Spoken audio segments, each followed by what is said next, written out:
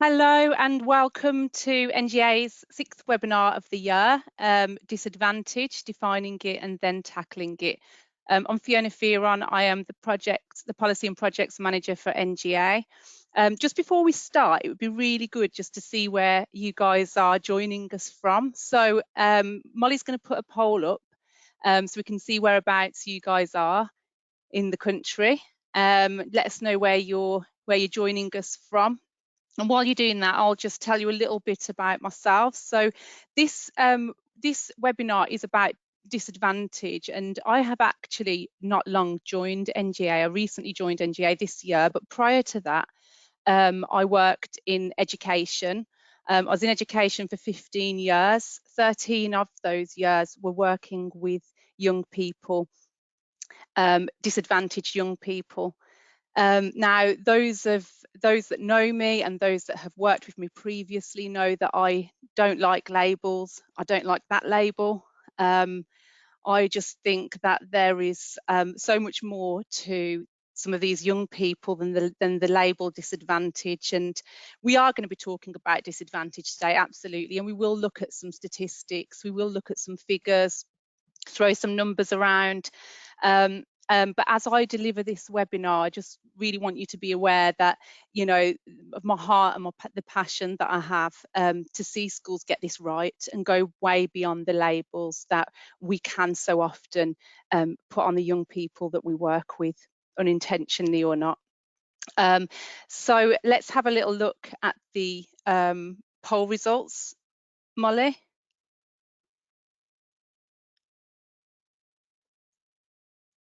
Can't see those. So I'm going to move on. Okay, right. So during this webinar, we are going to explore the current situation, what the data is telling us.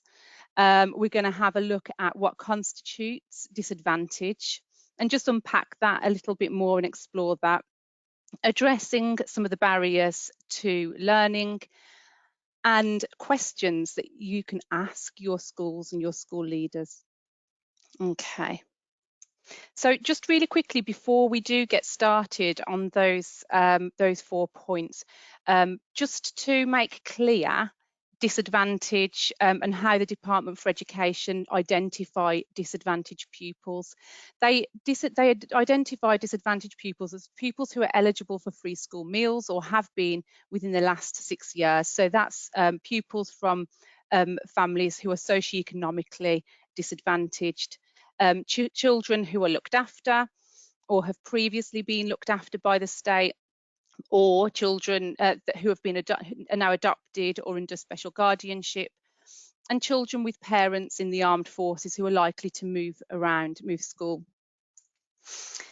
Okay, so current data, what is it telling us? So a couple of weeks ago, the DfE released the most recent data on children who are eligible for free school meals. So 19.7% of pupils were eligible for free school meals at October 2020, which is an increase from 17.3% in January 2020. This amounts to 1.63 million children, an increase from 1.44 in January. And of those 1.63 million children, 302,400 have become eligible for free school meals since the first national lockdown, which is quite an increase from the period before that. It is worth mentioning that we do expect a slight increase in free school meals year on year since the transitional protection was introduced on the 31st of March 2018, where any child that had been eligible for free school meals on or after that date and their circumstances changed, meaning they were no longer entitled to that the benefit of universal credit. They would remain on free school meals until they'd finished that phase of their education. Okay. And just to give you a little idea in terms of regional statistics, so these are the percentage of pupils that are entitled to free school meals in your region. Highest numbers you can see there are the North East and the West Midlands, who also had the highest increase during the over the last 12 months during the pandemic of about 3%. Okay, so a couple of weeks ago, we also had some data was also released on partial school closures. And we were told that the greatest loss was experienced in the North East and Yorkshire and Humber. And schools with high levels of disadvantage had experienced higher levels of loss than other schools, particularly in secondary school, but which is something that we expected. Obviously, we're aware that disadvantaged children are more likely to not have the resources they need to work effectively, and there's also all sorts of factors surrounding that. Okay, so these are some of the figures around learning loss in reading, primary and secondary, roughly by the end of that autumn term, how many months they'd lost, and by the spring term, whether that had kind of increased or decreased, and the scaled score points. Okay, so if we move over to maths, again, average learning loss was about 3.7 months in the autumn, and that reduced to around 24.9 by the spring. And there was no data for secondary just there. Okay, so they're the kind of figures around free school meals and the learning loss data. So we're just going to have a little look at some of the financial information now.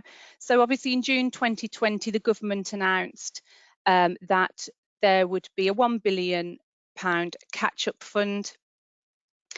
650 million of this premium would be for 2020 to 2021 for schools to use as they saw fit, and 350 million pounds of that was for the National Tutoring Programme. Works out at around £80 per pupil for mainstream, and for special schools that would be £240 per pupil. In August 2020, we also heard the announcement of £8 million for a wellbeing for education return fund to support the wellbeing of pupils on their return to school. And the second lot of that money, which was £7 million, was the wellbeing for education recovery, and that was released in May 2021. So a few weeks back, or maybe a little bit longer than that actually, Emma Bolchin, one of our directors, did a webinar on pupil wellbeing and mental health. So that's a really good one to catch up if you want to find out a little bit more information about the resources that are available, and a little bit more information on what the current data is saying around wellbeing and mental health, and resources for support. Okay, so a couple of weeks ago, we also had the announcement that the government's recovery package of £1.4 billion was going to be released to schools, falling pitifully short of the £15 billion that was recommended by Sir Kevan to recover education. We are disappointed at NGA, and we don't believe that the DfE have placed the value on education that it deserves. Again, like I say, it works out around £50 per pupil, and when you compare that to the USA, for example, where they have invested about £1,600 per pupil, the Netherlands have invested around £2,500 per pupil, and we've invested £50. It does raise concerns, and it does highlight some real flaws in our system. Unfortunately, it is this level of value on our education system that does create some of the inequality and the inequity that we witness today. following the release of the report this week, The Forgotten, how white working class pupils have been let down and how to change it, there have been some really strong responses to that. And the report does highlight the attainment of white British pupils, that the attainment of white British pupils who are entitled to free school meals is lower when compared to other pupils that are entitled to free school meals from other ethnic backgrounds. But the issue is that there is educational inequity across the board. And I wouldn't say it's a failure of the education system. I'd say it's a reflection of the value that is placed on our education system and the investment that's made in it.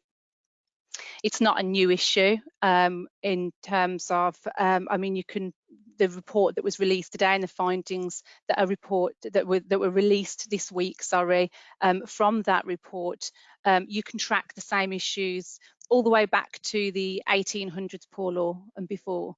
So these are not new issues. But what we have to recognise is that the issue of, and the reality, as you can see of my little image on the PowerPoint slide, the reality of the situation is going to remain the same until the value is put on the education system that it does deserve.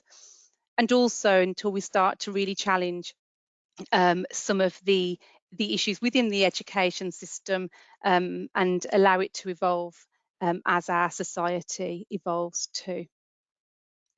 Okay, some of the recommendations from that report, in fact, there was one of the recommendations talks about micro-targeted funding to level up educational opportunity, better data on disadvantage, really kind of starting to pinpoint barriers and geographical areas that need more support, and to address the stark geographic differences in educational outcomes. And looking at reforming pupil premium, and that is something that NGA supports. We certainly do support the increase of pupil premium for those who are in persistent poverty. We recognise that being in poverty does affect educational outcomes, but we also support the eradication of educational inequity across the board. Okay, so I'm going to have a little look at what constitutes disadvantage. Now, we've had a quick look at the national picture, okay, which is really helpful. Knowing what's going on across the nation helps you kind of put into perspective how things are within your region and your locality. It helps us come together to put together tried and tested and evidence-based strategies to support our young people, to support our teachers and our staff, and the future of schools. And it's really, really useful. But what I think is actually more important is your local picture. A little bit similar to safeguarding. Those of you who have worked in safeguarding understand what safeguarding is. There's a term called contextual safeguarding, where there's an awareness of the safeguarding issues that some of your students will face that is common within that local area outside of the child's home. And in a similar way, it's very good to understand what's going on in your local area where disadvantage is concerned. What are some of the patterns? What are your local communities like? How do you engage with your local communities and get to understand what some of the barriers are to learning, and even what is actually working too. And really that's where collaborative working comes in, not just collaborative working with other schools, but with a multi-agency approach. But the most important picture, I would say, is your picture. What's going on in your school? And we talk about the importance of understanding evidence-based strategies to addressing disadvantage. We talk about statistics and data and all sorts of things.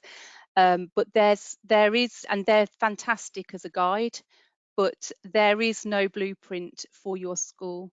Your school will have its own culture, its own community, its own challenges, and it's really important to understand what's going on there. So we know that children who are entitled to free school meals are on average about 18 months behind their more affluent peers.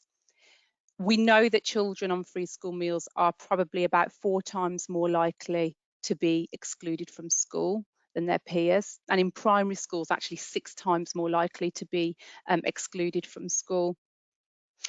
The only thing with identifying disadvantage as those that are eligible for free school meals is there are other factors that do constitute disadvantage. So, for example, Black Caribbean children are on average about 11 months behind their white peers at the end of year 11, about 3 times more likely, at least 3 times more likely to be permanently excluded from school. And in some local authorities, following an analysis that The Guardian carried out, 9 times more likely. So there's a real disadvantage there. Vulnerability. One of our members got in contact and sent over some really useful information on special educational needs and children who had been referred to the children's services and were open to a child in need plan. And the data published by the Education Data Lab showed that out of a cohort of 25,000 pupils who access state-funded alternative provisions, 15,000 were also identified as having special educational needs and had a child in need referral during their school career, and just 2,000 of those 25,000 had neither.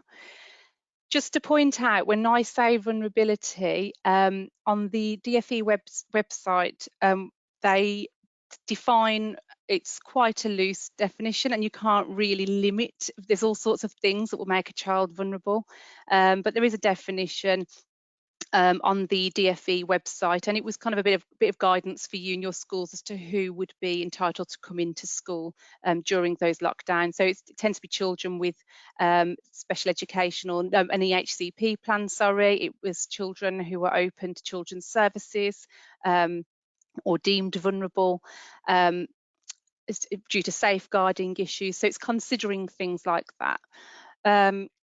So another issue which has been a hot topic for discussion this year is mental health and emotional health and well-being. Again, Emma's podcast, which is on our events page, webinar under webinars, is absolutely fantastic and gives you loads of information on that topic. So I won't go into that.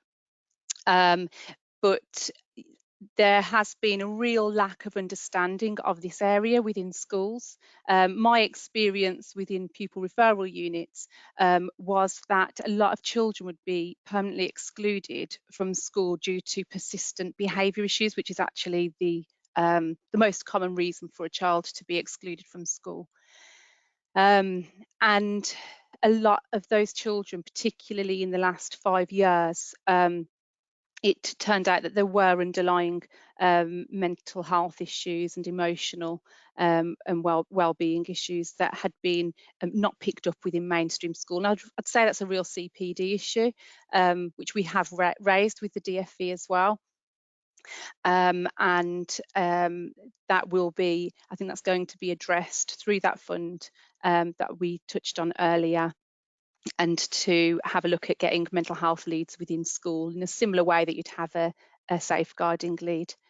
But the thing is, coming back to what I was originally saying, if we only consider free school meals as being what constitutes disadvantage, as you can see from this Venn diagram, we risk a lot of young people who are also at a disadvantage in their education falling through those gaps. And that's where your school data is really, really important. And I would encourage you to consider collecting data on these areas under these categories. And the kind of data that you could consider, of course, is academic attainment, which is one that we use to measure the gap.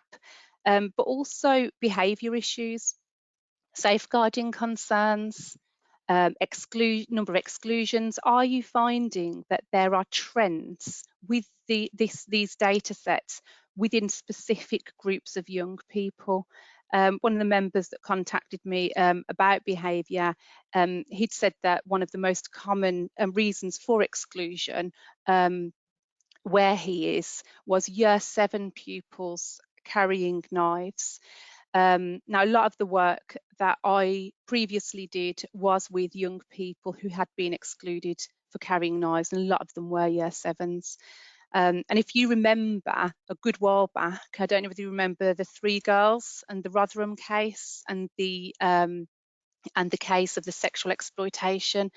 And there were so many failings found with how that was dealt with. But one of the things that they spoke about was the fact that these girls had been called, labelled as child prostitutes, as promiscuous. I mean, we'd be in uproar now if there was a victim of child sexual exploitation and they were labelled as asking for it or a child prostitute. In a similar way, you have to ask yourself that if an 11-year-old child comes into school with a knife, why? Why does that child feel the need to carry a knife? And really start to get to the crux of that. And I think that is where, through my experience anyhow, we found that schools have missed a trick here, and it's been a straight exclusion. Rather than starting to put measures into place to safeguard all the other children, of course, but really start to kind of address some of the reasons.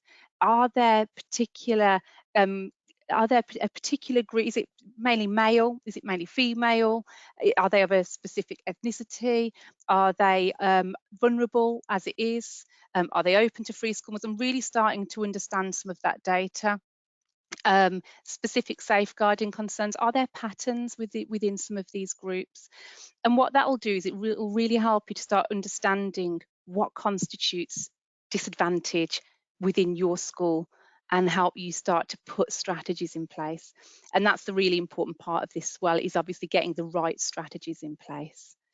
So just really quickly, I didn't see the poll last time, so I'm not sure whether it works, but there is a poll here. Do you think that your school demographic context matches, that should say, the data that you collect?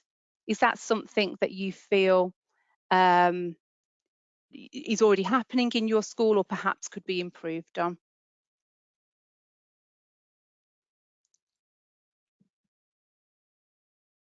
Now, I'm not sure whether I'm supposed to be doing something, Molly, to have a look at these polls, or whether so Molly's launched the poll. That's great.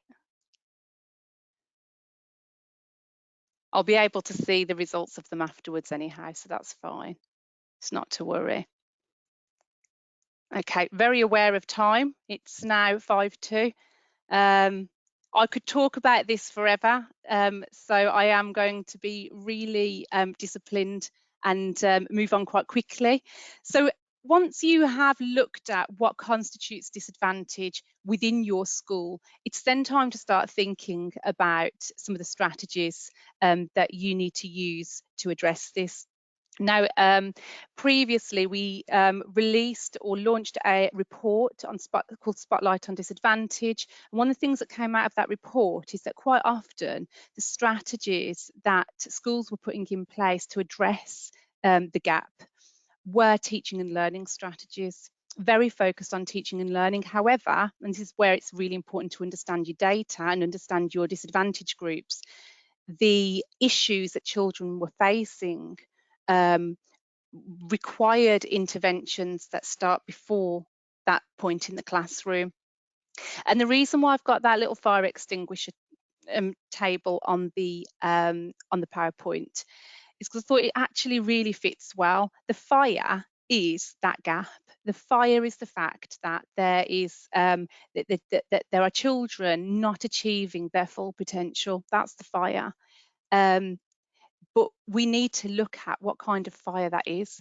You wouldn't fight an electrical fire with water. And in the same way, if you have a child with no aspirations whatsoever and has had a really rough time, you're not going to get them to, or you could absolutely can, obviously get them to do a tutoring session or what have you. But there's some steps that they might need beforehand. They may need some pastoral support, but perhaps there's generational disengagement from education and they just don't see the value of education, in which case potentially some parental engagement. I think back to a young lady that I taught 10 years ago, a long time ago, and quite a feisty young lady, but an amazing young lady all the same. She knew what she wanted in the moment. Unfortunately, she just wanted the wrong things. So we spent quite a lot of time with her, really kind of trying to address those, a lot of careers education, trying to address those kind of aspirational issues, and some pastoral support for some of the stuff, because being removed from school is quite a traumatic event. By the end of it, she hadn't achieved her 5 GCSEs at grade A to C. In fact, I think she'd got 2 qualifications that didn't even hit C.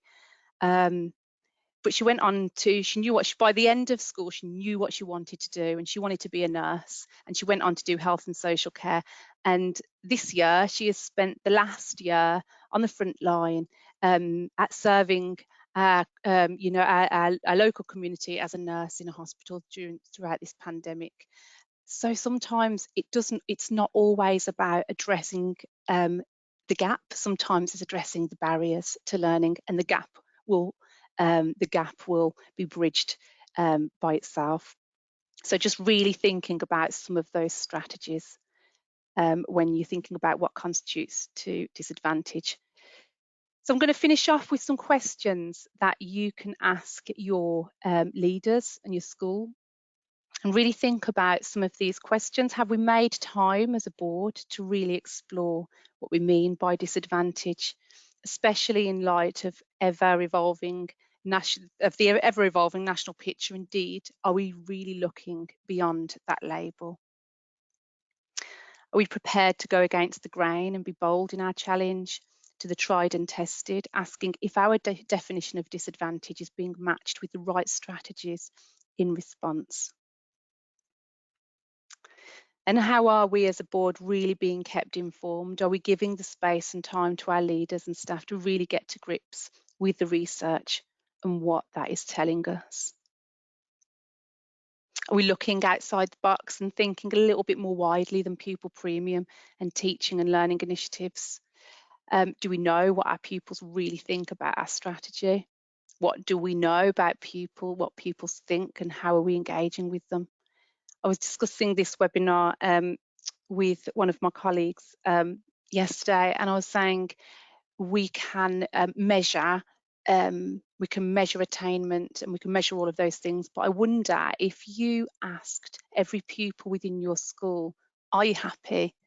Yes or no? What would the answer be? And actually, that's probably one of the most important questions we need to be asking as a starting point. Are they happy? And really thinking about, especially off the back of this pandemic, really thinking about how they are and how their well-being is. I heard a head teacher say the other day in a meeting, that well-being is at the centre of their strategy, because if the children aren't well, then the grades aren't going to be well. Curriculum second, well-being first. I'm not kind of advocating for any one way or strategy, but it is a really true concept as to the fact that if we're well, if our children are well, that is half the battle won. In fact, more than half, I'd say. What are the new challenges our pupils and their families face, and are we interacting with that as a school or trust?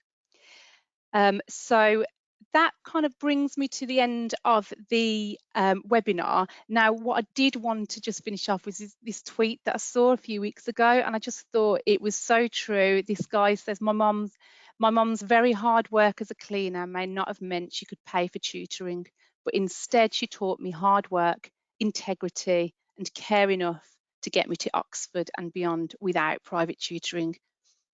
And sometimes it's about addressing some of those issues that aren't to do with academic progress in order to allow our children to have that mind space and, you know, and that empowerment to be successful academically. That is the end of the webinar. This webinar will be available. It will be available on the website either this evening or tomorrow morning. If you do have any questions, we'll make sure that my email address is on the website along with the webinar, and you can get in contact. Thank you very much for your time.